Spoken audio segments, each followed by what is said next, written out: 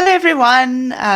Welcome. My name is Janine. Welcome to my session on Michael Burnham and intersectionality in Star Trek Discovery. I'm really so excited and so happy to be here. Actually, I've been following the Women at War podcast even before I started to make my own podcast.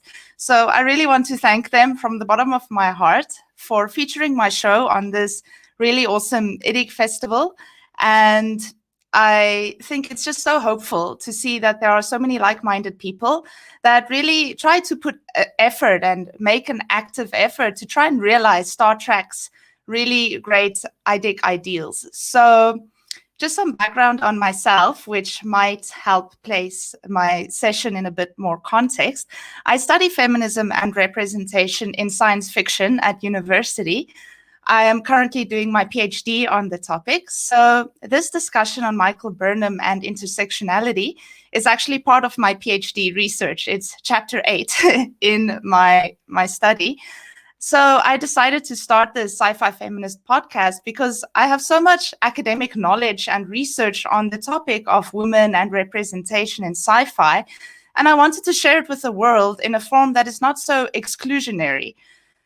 I'm really all for academic knowledge being freely accessible for everyone. So that's why I made this podcast. I feel like, it's only the academics and the people in their ivory towers that ever get to read these things. And I think it's sad because, all this content is really amazing and the study is really relevant for our current zeitgeist and context. So that's why I started the Sci-Fi Feminist podcast. So I also have a YouTube channel where I post the podcast episodes and extra content as well. And I've been promising myself for weeks now that I'm also going to start doing some reviews of Star Trek comics.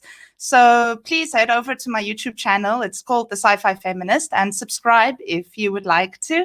And I'll post all sorts of cool content there and also the podcast. And also I'm on Instagram, Twitter, and all of those social media sites. I think it's all on the Women at War website. So please follow my social media and the YouTube channel if you want to hear more about this great topic.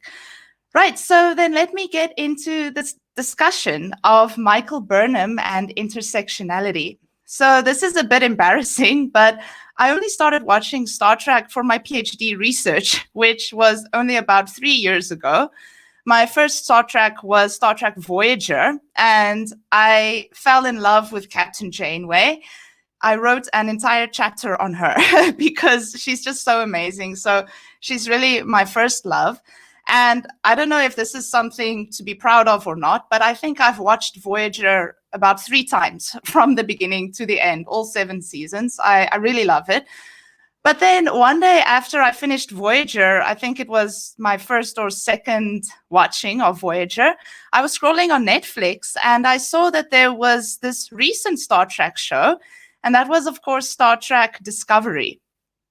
So I started watching it. And after the first episode, I was completely blown away and absolutely hooked. I think I binged the first season of Discovery in one weekend. I was so blown away because for the first time, we see this diverse crew consisting of an Asian female captain, played by Michelle Yeoh, of course, who's one of my favorite actors.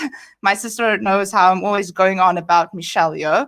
And various other characters of color on the bridge crew. And then most significantly of all, of course, is that for the first time in Star Trek history, we see a Black woman, Michael Burnham, as the main protagonist. So naturally, Michael Burnham made it into my research because I thought she was so progressive and extremely refreshing. So there are many facets of her that are worth discussing, and I think you can write a whole PhD just on Michael Burnham. But today I will focus only on intersectionality, since I think that intersectionality is a key aspect of infinite diversity, infinite combinations. So yes, I hope you look forward to the discussion. Like I said, I'm really excited to be here and to be able to talk about this. So thank you for having me, and let me get right into it. Now, I don't want to bore you too much with academic theory on intersectionality, but I think it's worth briefly mentioning some key definitions in order to have a framework through which to look at Michael Burnham. So I'm going to look at very brief history and a few key definitions of intersectionality. And then I'm going to look at how this manifests in Michael Burnham as a woman of color in Star Trek. Okay, so a general definition of intersectionality is the belief that women experience oppression in varying configurations and in varying degrees of intensity, and that cultural patterns of oppression are not only interrelated, but are bound together and influenced by the intersexual systems of society. So to paraphrase, that's academic mumbo jumbo. Women are not only oppressed in terms of their sex and their gender, but especially women of color are oppressed by gender and race. And for example, queer women are oppressed by their sex and sexuality. And for example, queer women of color are oppressed by their sex, their race, and their sexuality. So this is how intersectional theory approaches this issue. And the origin of this theory, it was in fact a theorist named Kimberly Crenshaw. She was a woman of color writing in the 1980s, and she actually coined the term. Oh, there's a cat. We can put the cat count up to 1. There's a cat. So yes, Kimberly Crenshaw, in an essay titled Demarginalizing the Intersection of Race and Sex, a Black feminist critique of anti-discrimination doctrine, feminist theory, and anti-racist politics, that's the title of her essay, she explains through the discussion of 3 law cases how women of color experience oppression in terms of race and gender, especially in civil rights law, as opposed to white women who are only oppressed in terms of their gender. So it's a very good essay. It's not too complicated. I don't like it when academics write in complicated ways, but Crenshaw's essay is quite an easy read. So I highly recommend, if you're into this, to read that seminal and foundational essay for intersectional theory. So she advocates that the intersections between race and sex should be taken into account when examining the ways in which Black women specifically are subordinated, as, and I quote, the intersectional experience is greater than the sum of racism and sexism. So that is what she basically argued in that paper. So then, of course, with its diverse crew and the Black lead protagonist, how they are represented and whether they succeed as intersectional characters in Star Trek Discovery is important. So I would like to show in this discussion that even though Star Trek Discovery takes place in a fictional world, and even though Michael Burnham might seem far removed from the systems of oppression that we experience, or that Black women especially experience in American society or in society in the world in general, Michael Burnham is shown as an intersectional character, and she is complex. And in my opinion, she is a positive representation of a woman of color in space. That is, of course, why I love her so much, and also why she consists of another chapter in my study. So first, some background on Michael Burnham and Star Trek Discovery. So as you know, Discovery is set in the same century as the original series, in terms of the fictional timeline, and it is therefore to a large extent bound by established Star Trek canon. So since Discovery is arguably a Star Trek series that is critical of and reflects on Star Trek itself, okay, this is an argument that another theorist made, and I'm not going to go into that because that's a whole new can of worms on its own. But someone said that actually Star Trek Discovery is a track that is critical of Star Trek itself. So it's thus no surprise that the writers of Discovery placed Burnham at the center of its very familiar canon. As you all know, Burnham is the adopted daughter of Ambassador Sarek and Amanda Grayson, and thus also the famous Spock's adopted sister. I saw a meme that my sister sent me, and it's that meme of the guy that taps on the hood of the car. And then it said like Discovery or something. And then it's like, yeah, how does the meme go? It's like, yeah, you'd be surprised how many dead adopted siblings or long forgotten adopted siblings you can fit into this bad boy. So that was a funny meme. I'll find it and post it on Instagram. I think I ruined the punchline, but yeah, meme is pretty funny. So anyway, back to the discussion. Michael Burnham's identity is from the outset then quite complex. Her human parents were, as she initially thinks, killed by Klingons when she was very young, and she was subsequently raised on Vulcan by a family that is itself unconventional, having a Vulcan father and a human mother. Then, after being rejected by the Vulcan Science Academy, Michael Burnham is placed on the USS Shenzhou to serve under a model Starfleet captain, Philippa Georgiou. Now, there's this one theorist that published a paper in a book. There's actually an academic publication only on Star Trek Discovery. It's called Fighting for the Future, Essays on Star Trek Discovery and Representation, something like that. So if you're into that, then it's definitely worth the read. So one theorist from that publication, Amanda Keeler, she says, and I explain, I don't explain, I quote, she explains, I quote, "In Burnham, the cold logical sensibility that shaped her post-adoption Vulcan upbringing clashes with her human impetuousness continuously, which marks her as, and I quote again, a talented but complexly flawed character from the outset." Now, some background on that. In fact, the Klingon Federation War, which is the overriding narrative arc of season 1, it's actually initiated because of Burnham's internal struggle between her Vulcan rationality, her human emotion, and the added dimension of her loyalty to Captain Georgiou and the Federation in the pilot episode, The Vulcan Hello.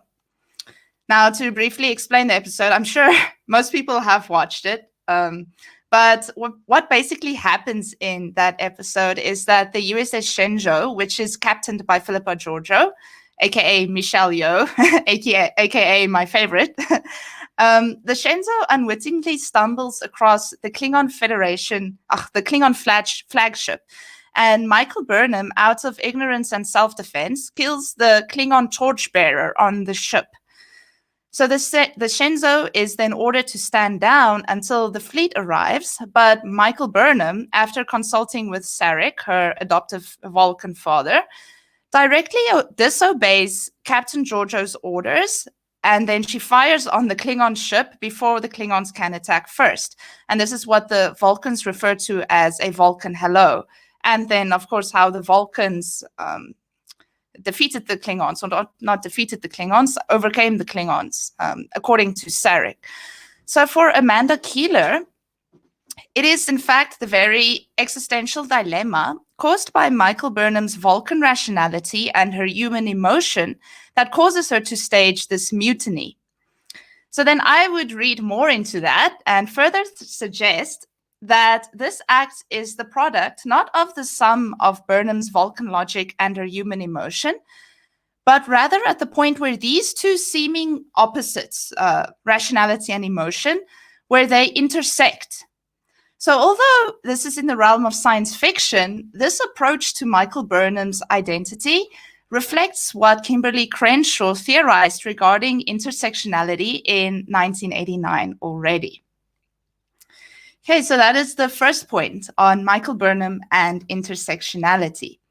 So then to continue with this idea of this existential dilemma that she has because of her Vulcan upbringing and her human emotion, it's not only apparent in the pilot episode, but this problem surfaces throughout season 2, especially in the form of recurring flashbacks. So we learn much more about Michael Burnham's upbringing and how she was raised on Vulcan and some family issues in season 2, which of course I really enjoyed as well.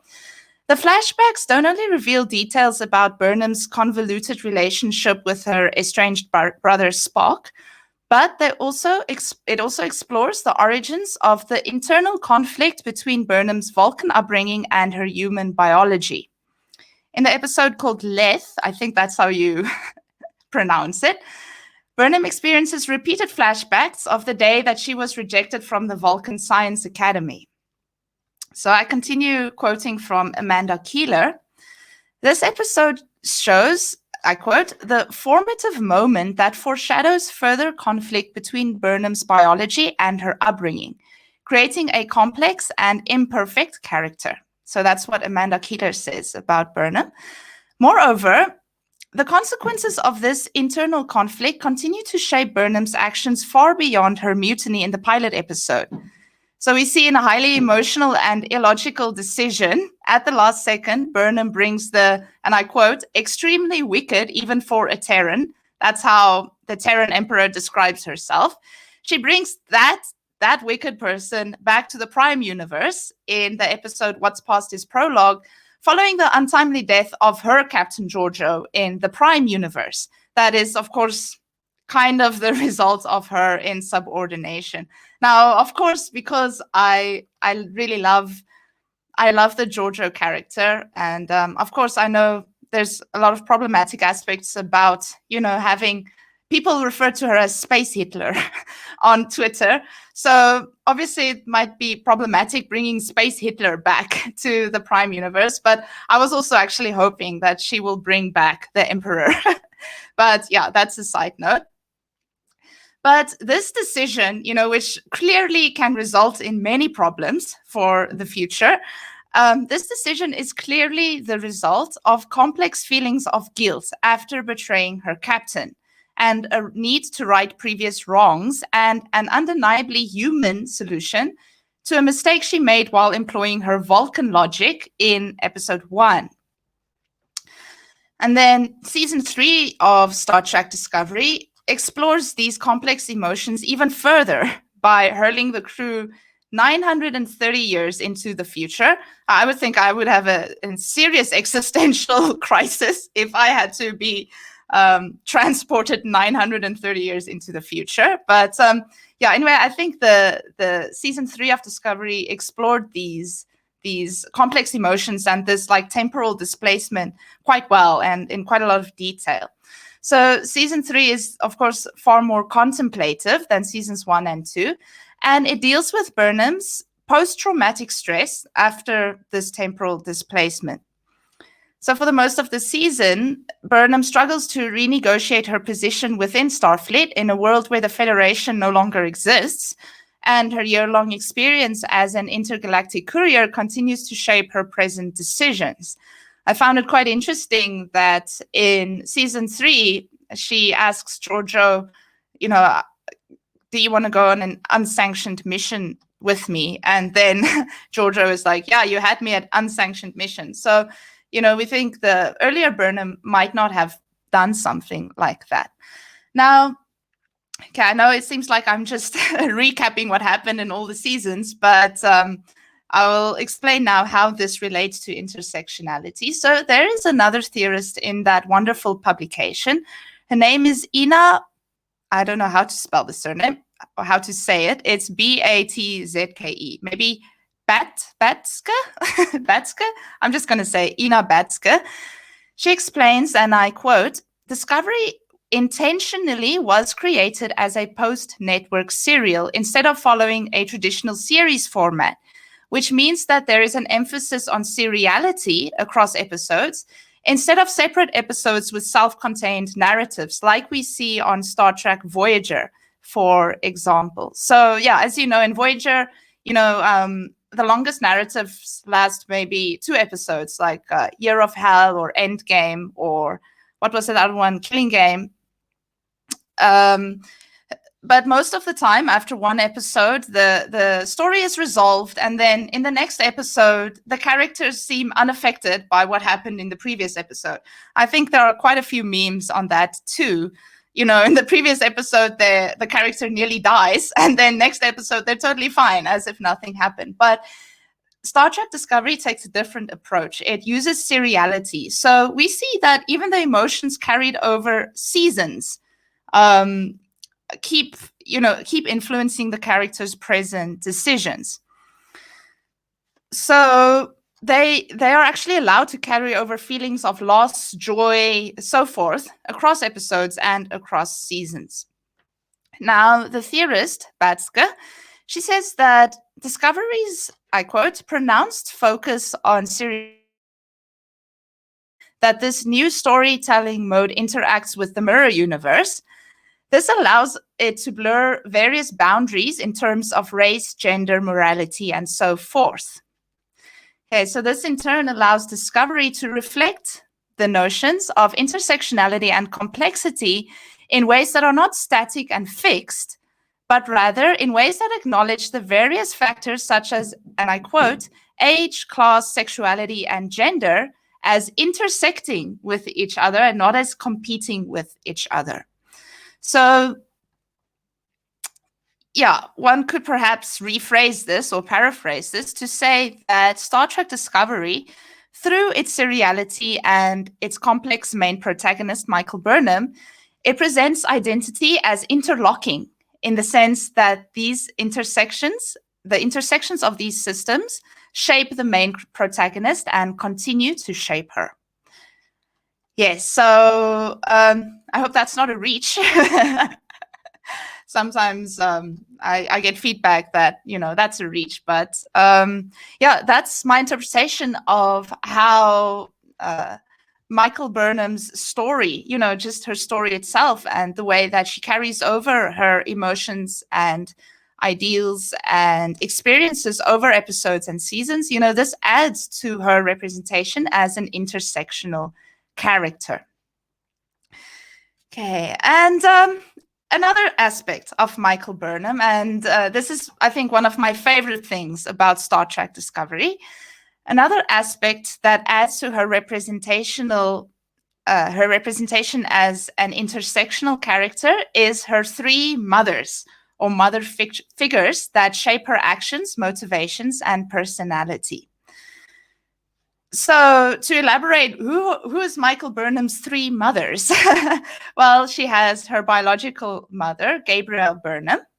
Then she has her adoptive mother on Vulcan, Amanda Grayson, who is a human living on Vulcan. And then she has her mentor, Philippa Georgiou, in the Prime Universe, and in the Mirror Universe, actually also her adoptive mother, Philippa Georgiou.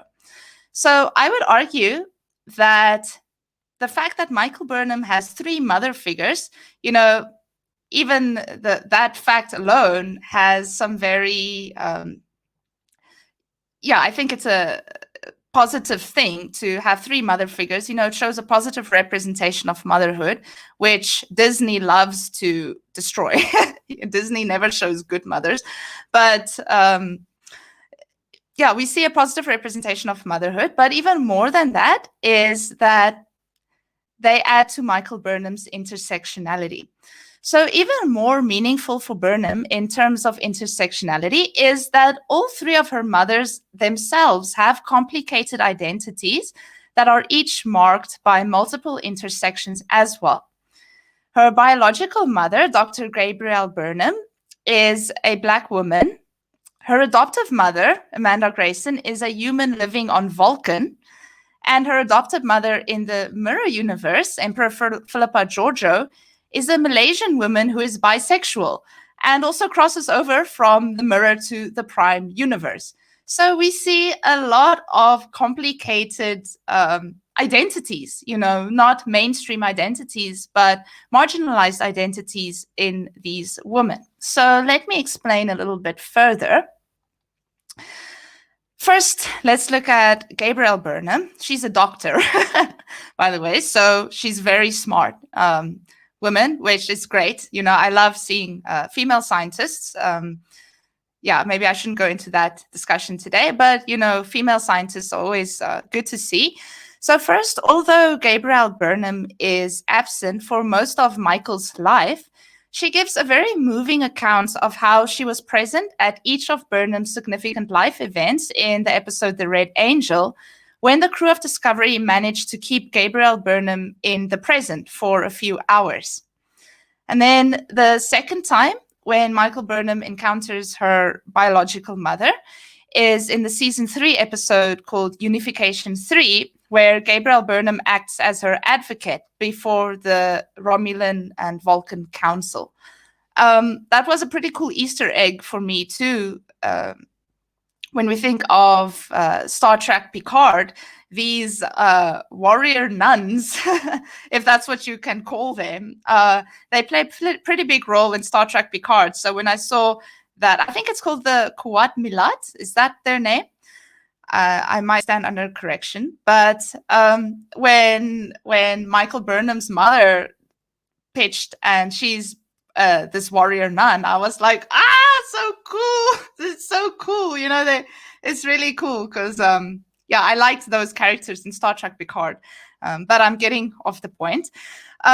So back to Unification 3. In this episode, it's revealed that despite not being there for most of Burnham's life, Gabrielle Burnham has a very intimate knowledge of her daughter's character and her motivations. And in this episode, she helps Burnham overcome a serious personal hurdle, of course, which is her inability to find her place 930 years into the future. Now, although Gabrielle Burnham does not necessarily contribute to Michael's intersectional identity directly, she does so biologically. Now, that's for a lack of better words. I wasn't sure to say how, biologically. But what I mean is that they're both Black women, which, although it does so implicitly, it places them within the legacy of Black feminist criticism, especially because we see Gabrielle Burnham is a very powerful Black woman and also a very smart Black woman. It places them within the legacy of that early feminist criticism by women of color and also intersectional theory. Actually, much of third wave feminism itself was built on women of color's criticism of second wave feminism, which they said was blatantly racist and homophobic. And then, of course, more significantly, and I reiterate, is that a Black woman who transcends reductive stereotypes through her complexity, as I explained earlier, is the main protagonist of the series. She is the focus of Star Trek Discovery. So in that way, I could see, or I read it as, Gabrielle Burnham directly influences Michael Burnham's intersectional identity. Then moving on to Michael Burnham's adoptive mothers, Amanda Grayson and Philippa Georgiou, in both universes. It gets a bit complicated when you talk about Philippa Georgiou because there's literally 2 of her, but I will try to distinguish throughout. Most of the times when I refer to her, it's the Emperor Georgiou because we see her for much longer than we see Prime Georgiou. So they play an equally important role in her character development and in her identity as an intersectional character. So first, Amanda Grayson. We find out in flashbacks throughout season 2 that Amanda Grayson always reminded Burnham to retain her humanity following her strict Vulcan upbringing. In this way, as a human woman living on Vulcan, Amanda, although she is although Amanda is, very mainstream, white, heterosexual, part of the upper middle class, being Ambassador Sarek's wife, although her identity is very much mainstream, in her capacity as Burnham's adoptive mother, she clearly facilitated one of the key features of Burnham's complexity, which is the intersection of Burnham's humanity and her Vulcan upbringing. And as I explained throughout, this intersection between her Vulcan upbringing and her human emotion, which Amanda Grayson actually facilitated, we found out later, is one of the key things that, the intersection of these 2 seemingly opposites frame Michael Burnham's decisions throughout. And it's kind of a dilemma for her throughout. So in that way, Amanda Grayson too also contributes to Michael Burnham's intersectional identity. And then, of course, Philippa Georgiou. Now, her relationship with Michael Burnham, I think, is even more intriguing, owing to the fact that in the Mirror universe, Georgiou adopted Michael Burnham when she was a child and raised her as her own. And then this dynamic becomes even more interesting and compelling, of course, when Mirror Georgiou crosses over to the Prime universe, forcing her and Prime Michael Burnham to navigate deeply complex mother-daughter ties that actually span over two opposing but deeply entwined universes. Yeah, sorry, I really need to keep track now because I often get confused between Mirror and Prime. Yeah, there's quite a lot happening there. So as you know, this particular Mirror universe actually has a very interesting relationship with the Prime universe, which is that this particular parallel universe that they call the Mirror universe, it's the exact opposite of the Prime universe. So we always see the evil doppelgangers of all the Starfleet heroes and captains in the Mirror universe.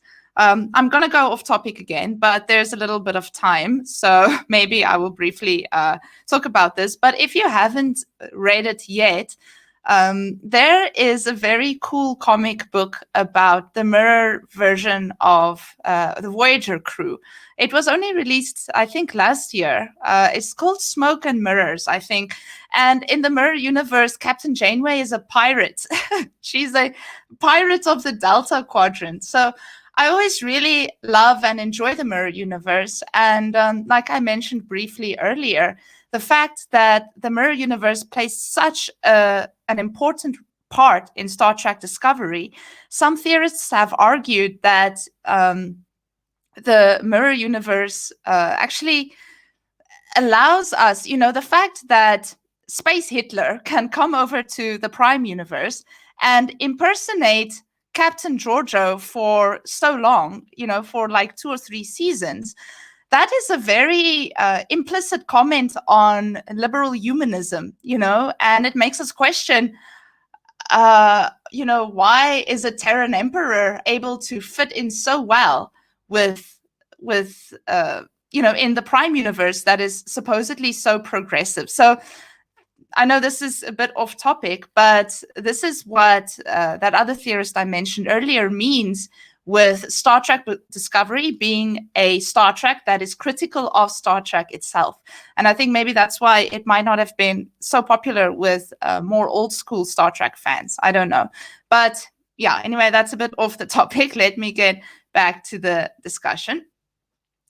So Emperor Georgiou also then, in her capacity as a mother or mentor to Prime Michael Burnham, she makes a contribution to Burnham's intersectional identity. Okay, how? Let's see. It is Prime Burnham's time spent in the Mirror universe and the continual influence that the Terran Emperor exerts on her after crossing over to the Prime universe that continually shapes Burnham's ideologies. Now, there was this really moving scene, of course, in Terra Firma Part 2. I cried so much in that episode where these two characters, they kind of acknowledge each other when I think Michael tells the Emperor, you've always been my Georgiou. And she said, yeah, you're my Burnham too. So I was really moved by that. So we see the profound influence that this fascist, openly fascist, Terran Emperor has on Michael Burnham. Now, to clarify my previous statement, the openly fascist Emperor Georgiou challenges Burnham's and the viewer's unproblematic embrace of Federation principles by successfully impersonating her liberal humanist Prime counterpart for 2 seasons of the show.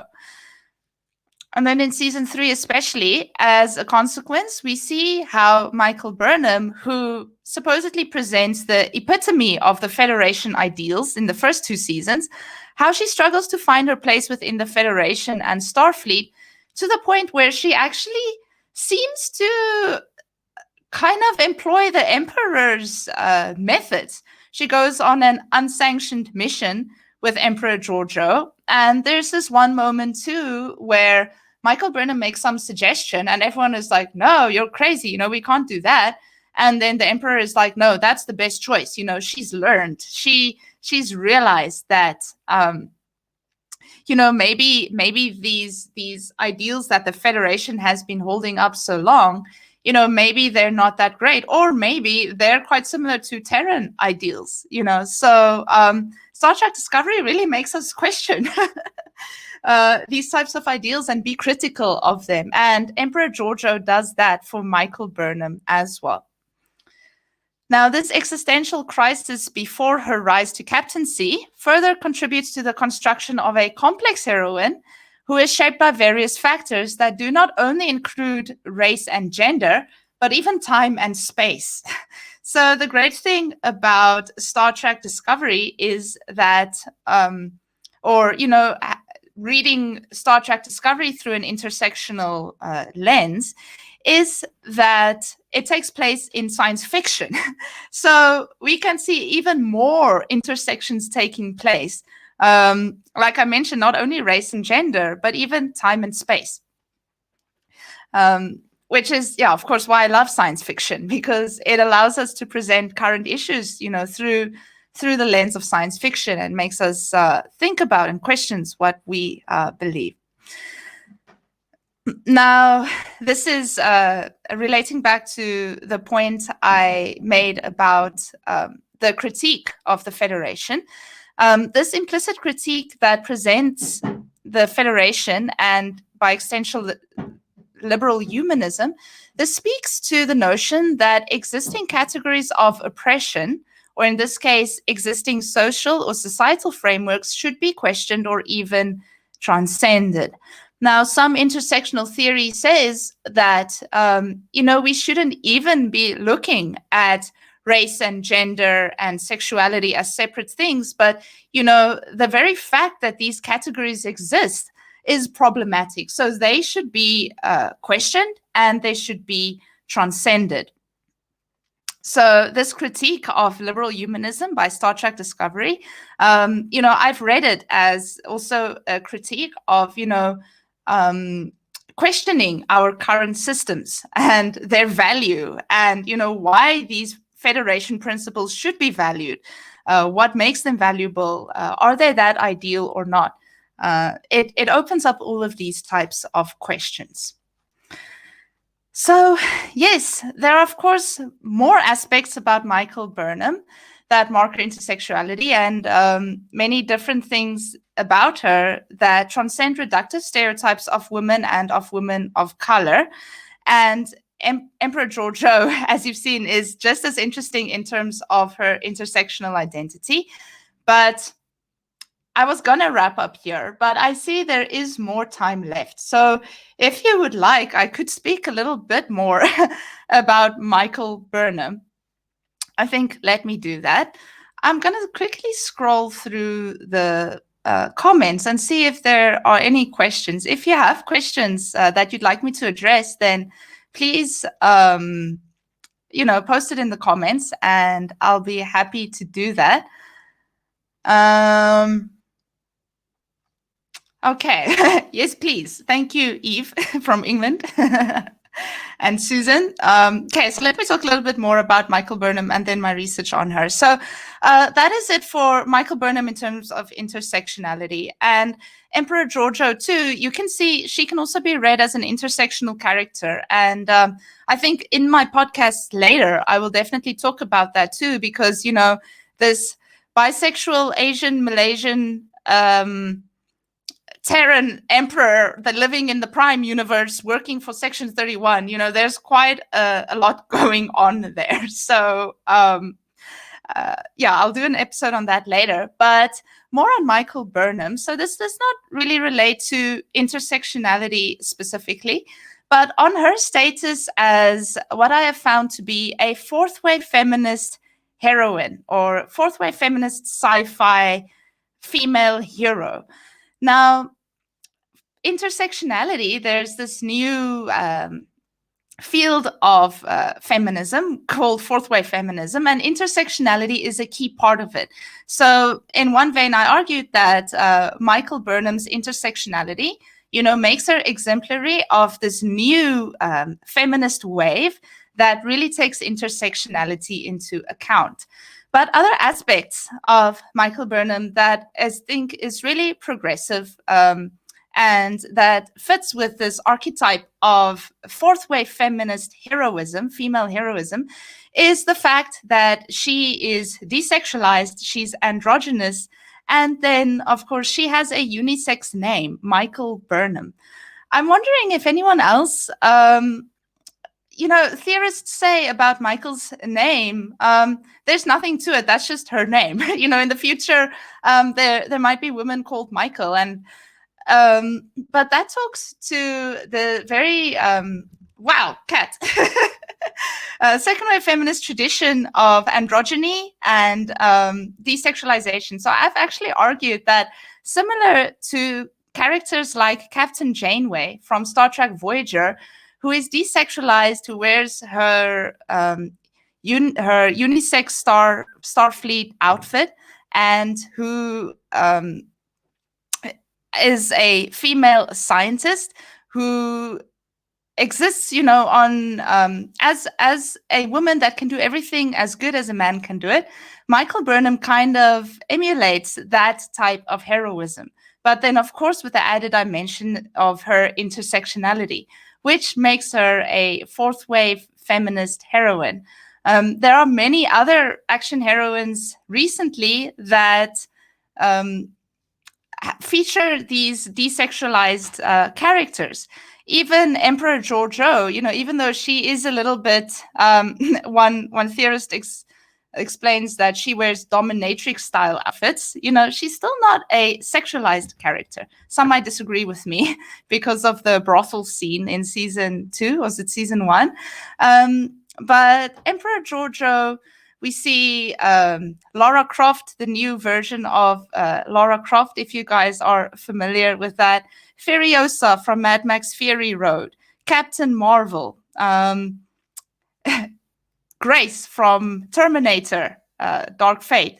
All of these sci-fi series, movies, even in Star Trek Picard, we see Seven of Nine, who was so sexualized, in Star Trek Voyager, who's now desexualized, who's also represented as a mother.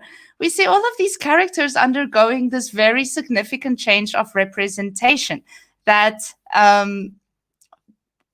I would argue links it to fourth wave feminism. And then I've also argued that fourth wave feminism actually seems to be a sort of a reincarnation of some second wave representations like Captain Janeway, Sarah Connor, and Ellen Ripley. Yes, Ripley too. Thank you, Eve from England. Yeah. Like you say, the character was originally intended to be male. And then actually what they did in Alien, they didn't rewrite the script for a female character. And I think that is why Ripley is just so awesome. She doesn't descend into any stereotypes of femininity like we've seen in so many sci-fi movies and things before. Yes, so Michael Burnham also follows in that tradition of female heroism. And interesting, I don't know what you guys think about it, but actually Michael Burnham is accused of being too emotional sometimes. I think I don't agree with that. I think she responds like any human being would respond in the very difficult situations that she's placed in. But many Star Trek fans I know have complained that in every episode, Michael Burnham seems to be crying. Now, we never see Ripley crying. But I've argued that this blend between traditional masculinity and traditional femininity, that also is another trademark of fourth wave feminist heroism. We see characters that are not only androgynous and masculine in terms of being tough, in terms of being able to handle themselves, in terms of being able to wield weapons and being scientifically excellent, all of those types of things. But we see that they successfully blend masculinity and femininity. Michael Burnham is not a man in a woman's body, but she is just a woman. Let me show you the cat. There she is. That's little legs. Yeah, her little legs, because she has little legs. We see this blend of masculinity and femininity in recent sci-fi heroines, which is also why I love Michael Burnham so much. And I think that facet of her too could contribute to her intersectionality. You know, we see masculinity and femininity intersecting in meaningful and realistic ways. We don't have a man who's in a woman's body, like the old version of Lara Croft, for example, but we actually see a human being, you know, what an actual woman or what any person might do in the situation that Michael Burnham finds herself in. So, yes, I think that was a very scatterbrained summary. Sorry about that. I didn't actually prepare to talk about fourth wave feminism and Michael Burnham, but that is my scatterbrained summary of what Michael Burnham, the type of heroine that she is, and what makes her so progressive, and why I love her so much, and why I think she's just so wonderful and so progressive and so lovely. And the fact that she becomes captain only after 3 seasons, I found that meaningful. So I'm gonna briefly explain 2 parts of this argument, and then I think I will wrap up. But I find it meaningful that she kind of works her way up to captain. The fact that she's not just given the title of captain from the beginning, like Captain Janeway is, or other, I would say, minority characters like Captain Sisko. They are not just placed in the seat of captain, and then we have to accept that is the captain, and it becomes a sort of a box ticking exercise. First female captain, first black captain. It's not like that. But we actually see how she develops into becoming a captain, how she struggles, how she learns, how she overcomes, and her process to becoming captain. I think that's very meaningful, and I think that further speaks to an intersectional representation or intersectional critique of her. But then, of course, it might also be problematic, because why are white men, white women, and black men given the seat of captain, from the beginning? Why does a black woman need to work her way up to becoming captain? So, of course, that is problematic in itself. And then, there's 2 parts to that argument. I'm going to read a few comments here.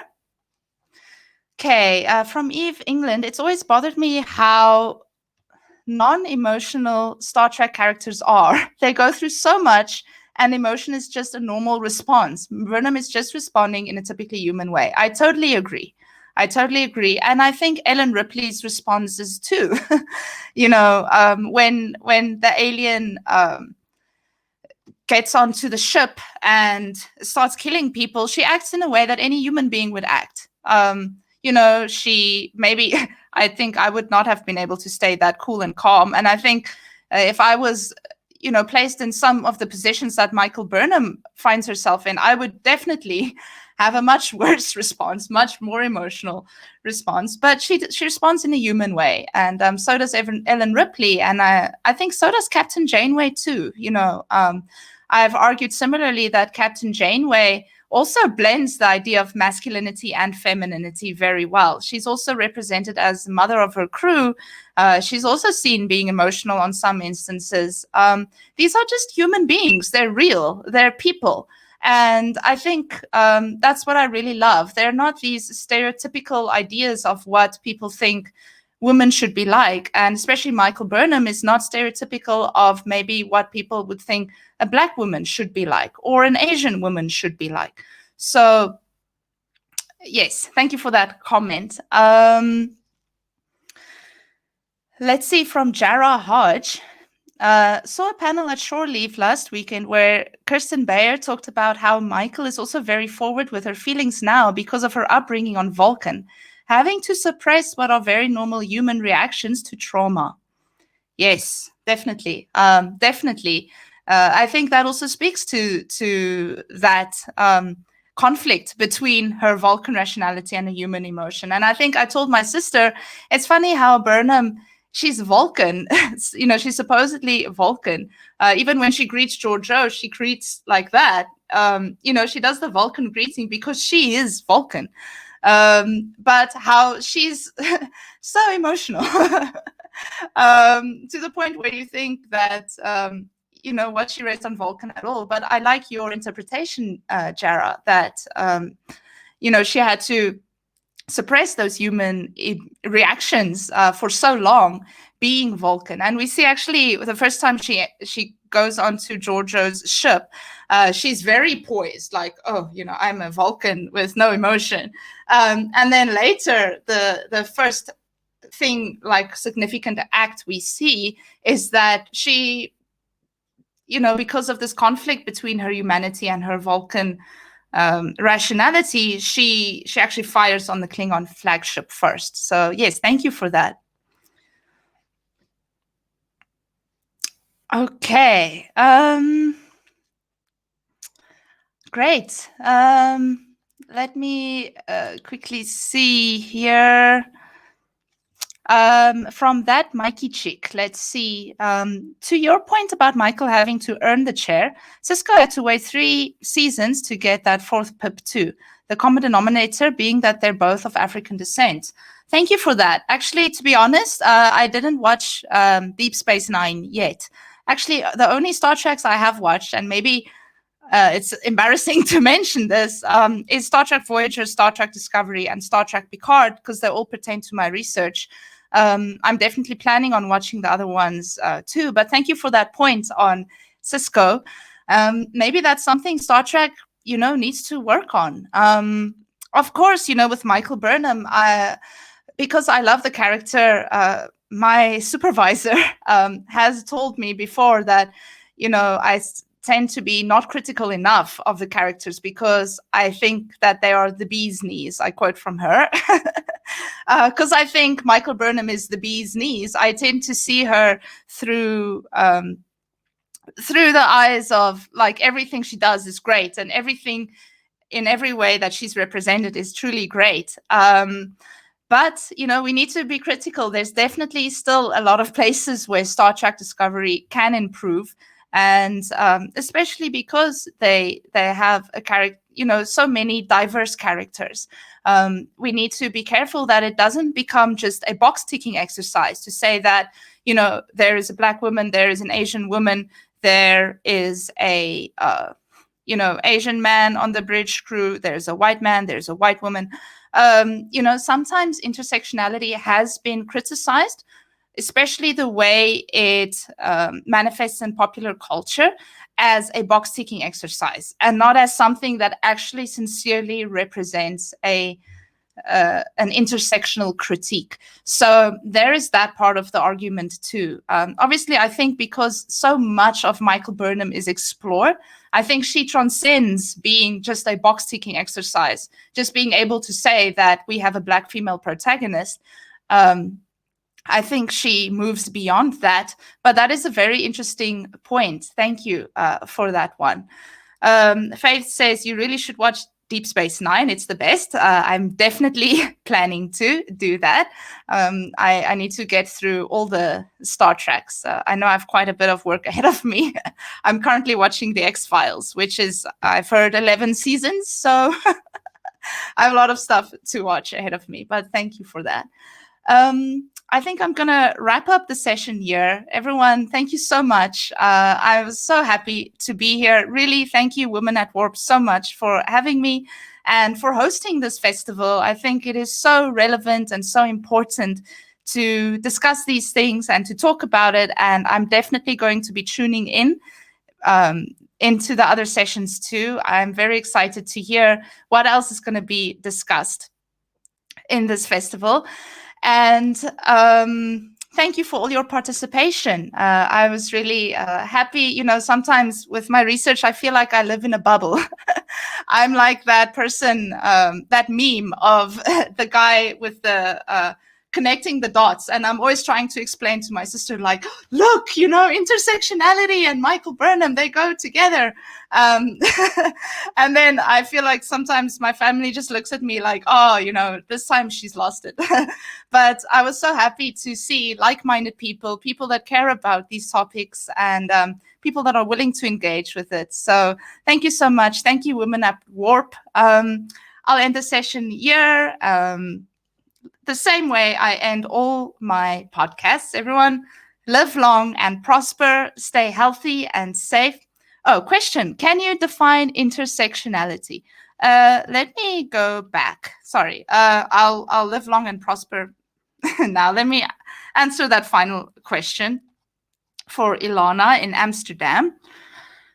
Intersectionality, by its general definition, is the belief that women experience oppression in varying configurations and in varying degrees of intensity, and that cultural patterns of oppression are not only interrelated, but are bound together and influenced by the intersectional systems of society. So I paraphrase that. Women are not only oppressed in terms of sex, but women of color are oppressed by gender and race, and queer women oppressed by their sex and sexuality. And for example, queer women of color oppressed by sex, race, and sexuality, for example. Yeah, Ilana, I hope that answers your question. All right, everyone, thank you. I'm going to do this again. Live long and prosper. Stay healthy, stay safe. Enjoy the rest of the festival. And thank you so much for tuning in and listening to my podcast. Bye-bye.